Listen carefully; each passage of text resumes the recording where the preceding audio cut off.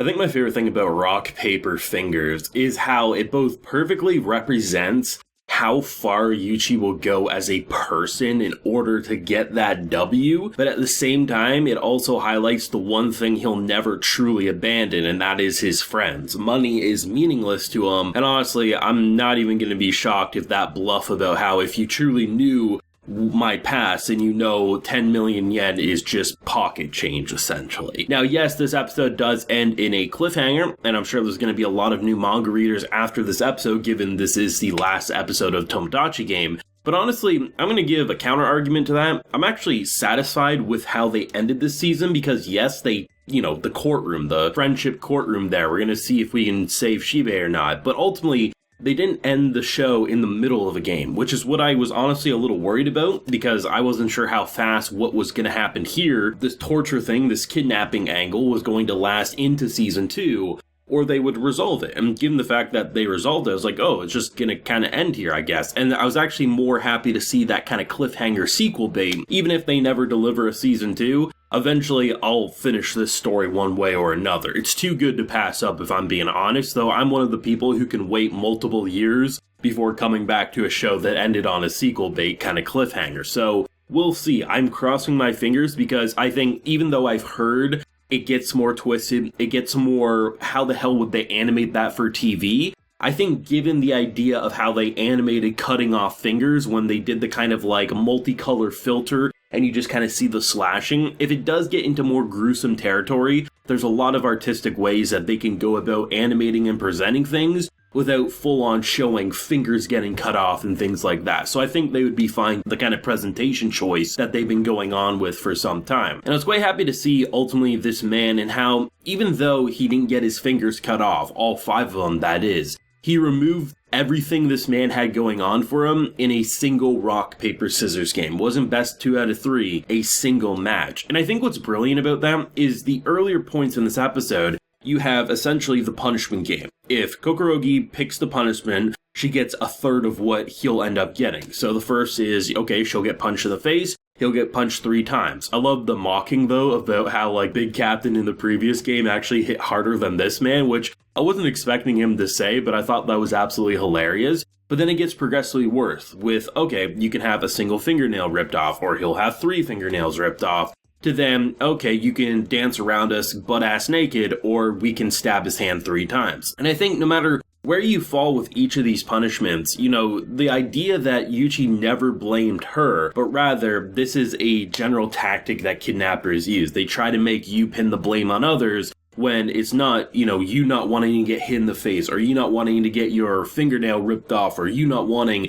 to basically violate your personal boundaries here. That's not on you. Ultimately, Yuuichi was the one who viewed how she was feeling and was like, physical pain, even if you can get me to scream by stabbing my hands, that's literally nothing compared to betraying my friend's trust because I want to, because he's kind of like the shield right now. The man will do whatever it takes to win, and ultimately he'll put people in danger to get that W. But in the case of something like this, I mean, ultimately, you're the reason this is all happening. And I love how he even tells her afterwards, like, you're not going to want to see what I'm about to do. And if you want to stick by, go ahead. But the real Yuichi's about to come out and play. And this really did feel like the real one. If he didn't pass out from blood, I'm truly convinced he would have cut off every one of those fingers. And then on top of that, rubbing salt into the wounds would be showing that he doesn't have brains, that he doesn't have guts, and that he doesn't trust in his friends. Because comparing what Yuuichi just did for a single girl, I mean, the fact of the matter is he proved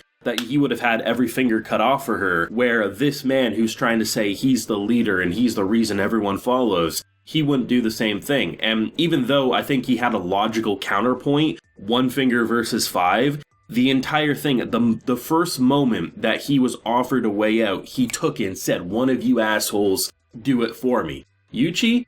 I mean, sure, he asked Kokorogi's opinion, like, how do you feel about this? Speak honestly. But from the first game, he tried to take the pain. This man immediately was like, no. And I think that's what hurts the most, is that for him, even though he got away with all his fingers, I love the fact that ultimately he has nothing now. Not only will he probably end up in a fate worse than jail, because if you cross the Tomodachi game, I mean, I imagine fingers are the least of your worries. I actually was believing that it was the real one, even if it was like a subgroup, mainly because, within the previous episode, our man literally called out the Tomodachi game, so he's going about things in a much different way, and I think calling out the creators, I think, could piss off some higher execs, so I was willing to believe that maybe they just got some back alley gang to maybe shake them up a bit before the next main game. But I was perfectly fine with a fake Tomodachi game popping up and how, Yuuichi basically had Tenji kind of be that backup if he ever needed it, sort of a thing. But I like the fact that,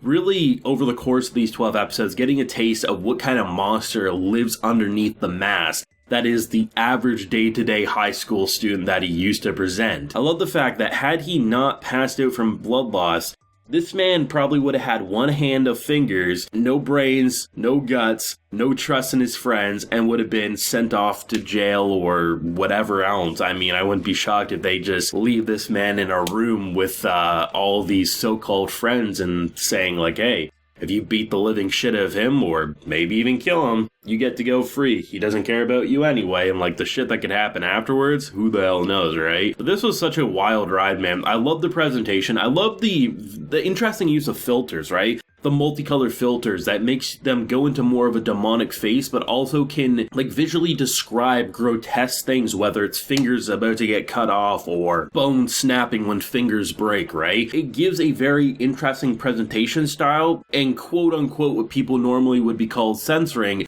but gives it an artistic twist that makes us still get what's happening and still feel brutal, but still fit for a TV market sort of a thing. I thought it was a really clever direction choice, and I mean, man, the voice actors knocked it out of the park. I think Yuuichi is actually one of my favorite vocal performances of this anime season, because for the most part, he's not that psycho. He has a pretty normal voice, all things considered, but the way he can transition into like the mockery scene as an example, the way he calls him like this like snake-faced bastard, and he starts licking the knife and everything, like visually he looks exactly like that scumbag was looking, but he like vocally performs his vocal performances the exact same way that psycho was while still sounding like Yuuichi. Like there's so many really small but noticeable details with his performance that I have to give the voice actor props among all the voice actors in general, but I really like seeing it and how even in the face of like just such like horrible shit, you can have this girl pop up, be like, oh yeah, I was kind of Yuichi's fling the other day. Don't worry about me. I'm just kind of here worrying about him. I think ultimately, even though there's been so much distrust in this group, one thing's for sure, Yuuichi is able to make everyone trust in him because of how far he'll go to protect, but also win this game. The only thing is if you stick by him deeper in these games, just know he'll let you starve. He'll let you suffer if he needs to win. In this case, there was no need for her to suffer for them to win. He could take it on and succeed. The big difference was that, had this been a different type of game, Kokorogi, he would have made her suffer if that was the only way for him to win, sort of a thing. And that's a really interesting character where he values his friends so much, but he also understands that he'll do whatever it takes to win. Just in this very specific instance, he didn't need to make her suffer for a fake-ass game, also for the fact that he could easily take the pain himself. Incredible character, twisted as shit, but I'm really hoping we get to see more of him in the anime medium, or else I think many of us are gonna have to go check out that manga one day. But thoughts and feelings down below, theories if you got any, what you think might happen in that next game. I guess we'll see, and if it ever does get announced Season 2 is happening, don't worry, I'll let everyone know. So, thoughts down below, leave a like if you enjoyed, subscribe if you're new around here. Till next time, everyone, please take care and have a good one.